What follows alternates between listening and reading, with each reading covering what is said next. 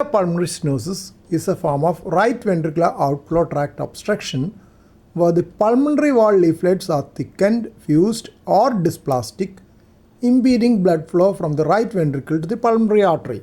Narrowing of the pulmonary wall increases the workload on the right ventricle. To maintain adequate cardiac output across the stenotic orifice, the right ventricle must generate higher pressures, which leads to concentric right ventricular hypertrophy, a compensatory mechanism to handle the pressure overload. Post-stenotic dilatation. The high velocity jet striking the wall of the pulmonary artery and the eddy currents there often causes it to dilate.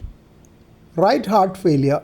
Eventually, the right ventricle may fail, leading to systemic venous congestion. Most patients with mild to moderate pulmonary stenosis are asymptomatic for years. Symptoms typically correlate with the severity of obstruction. Mild to moderate, often incidentally discovered during a routine examination. Severe pulmonary stenosis can cause dyspnea on exertion, fatigue, and occasionally chest pain originating from the right ventricle, or syncope similar to aortic stenosis due to fixed cardiac output. Physical examination, ejection systolic murmur is heard, a harsh crescendo-decrescendo murmur at the upper left sternal border. Longer murmur is heard in severe pulmonary stenosis.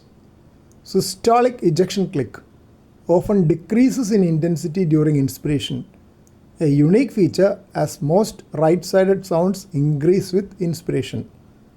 This phasic ejection click is closer to the first start sound in severe pulmonary stenosis compared to mild pulmonary stenosis. Widely split S2 due to prolonged right ventricular ejection time. Severity is primarily defined by the peak instantaneous gradient across the wall as measured by Doppler echocardiography. In mild, it is less than 36 millimeters of mercury and peak velocity is less than 3 meters per second. In moderate pulmonary stenosis, peak gradient is 36 to 64 millimeters of mercury with peak velocity 3 to 4 meters per second. In severe cases, gradient is more than 64 millimeters of mercury with peak velocity more than 4 meters per second. Echocardiography is the gold standard. It assesses valve morphology like doming or dysplasia, measures gradient, and evaluates right ventricular function and size. ECG may show right axis deviation, right ventricular hypertrophy R by S in V1 more than 1, or right atrial enlargement P pulmonale. Cardiac MRI or CT is useful if echo windows are poor or to precisely quantify right ventricular volumes and the main pulmonary artery anatomy. Chest X-ray often shows a prominent main pulmonary artery segment due to post-stenotic dilatation. Management depends on the pressure gradient and the presence of symptoms. Medical management primarily focuses on endocarditis prophylaxis in specific cases and monitoring. Balloon pulmonary valvuloplasty, the treatment of choice for symptomatic patients or those with a peak gradient more than 50 to 60 millimeters of mercury. It has excellent long-term results. Surgical valvotomy is reserved for cases where the valve is severely dysplastic or there is associated subvalvular or supravalvular stenosis that a balloon cannot address. In the context of valvular pulmonary stenosis, distinguishing between a classic doming valve and a dysplastic valve is critical because it directly determines whether balloon pulmonary valvuloplasty will be successful. Dysplastic pulmonary valve is typically seen in Noonan syndrome. Classic mobile valve that is typical of pulmonary stenosis. This is the most common form often seen in isolated congenital pulmonary stenosis. On echocardiography, the leaflets are thin, flexible but fused at the commissures. During systole, the valve domes into the pulmonary artery. The jet dynamics, there is a narrow, high velocity central jet.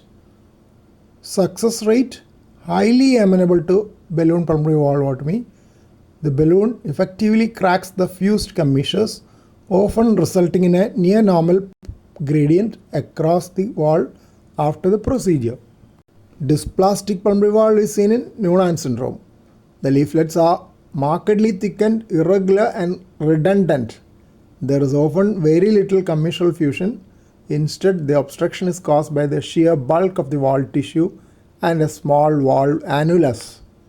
There is minimal to no doming. The leaflets move poorly and appear rubbery. Frequently, BPV fails because there are no fused commissures to split.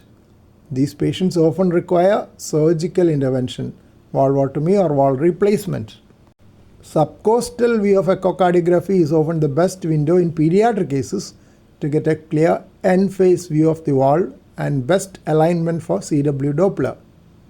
Always look for secondary subvalvular hypertrophy.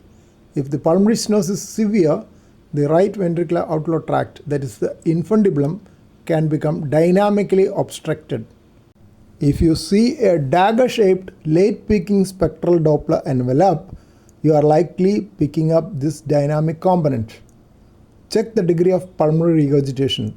If the valve is already significantly regurgitant and stenotic, that's a mixed lesion, balloon pulmonary valvotomy may worsen the pulmonary regurgitation to a point that is clinically poorly tolerated. SET scores. In pediatric patients, always calculate the SET score of the pulmonary valve annulus.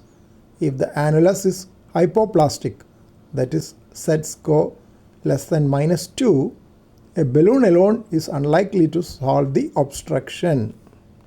Look for flattening of the interventricular septum, that is D-shaped left ventricle in short axis, indicating severe right ventricular pressure overload. Use the TR jet velocity to estimate the RV systolic pressure. RVSP is equal to 4V squared plus right atrial pressure.